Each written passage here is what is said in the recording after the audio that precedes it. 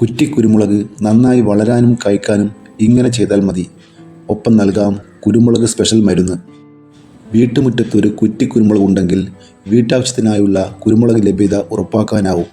സ്ഥലപരിമിതിയുള്ളവർക്കും ഫ്ലാറ്റുകളിൽ താമസിക്കുന്നവർക്കുമൊക്കെ ഒരു ചെടിച്ചട്ടിയിൽ അനായാസം കുരുമുളക് വളർത്താം.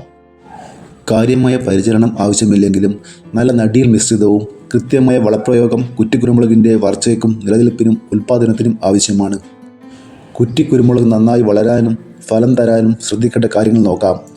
തൈ നടുമ്പോൾ ചട്ടിയിൽ മണ്ണും ജൈവവളവും സമമായി ചേർത്ത് നിറയ്ക്കുക. 15 ഗ്രാം കടലപ്പിണ്ണാക്കും 50 ഗ്രാം വേപ്പിണ്ണാക്കും ചേർക്കുക. ചെടി ഒന്നിന് 2.5 ഗ്രാം യൂറിയ, 5 ഗ്രാം എല്ലുപൊടി, 4 ഗ്രാം പൊട്ടാഷ് എന്നിവ 2 മാസം ഇടവിട്ട് നൽകണം. IISR കോഴിക്കോട് തയ്യാറാക്കിയ കുരുമുളക് സ്പെഷ്യൽ എന്ന പോഷക മിശ്രിതം 2 തവണയായി, അതായത് May, June, August, September 5 gram 1 litre വെള്ളത്തിൽ കലക്കി ഇലകളിൽ തളിക്കുക. ഇതോടെ വീഡിയോ പൂർണ്ണമാകുന്നു. ലൈക്ക് ചെയ്യാൻ മറക്കല്ലേ. Thank you.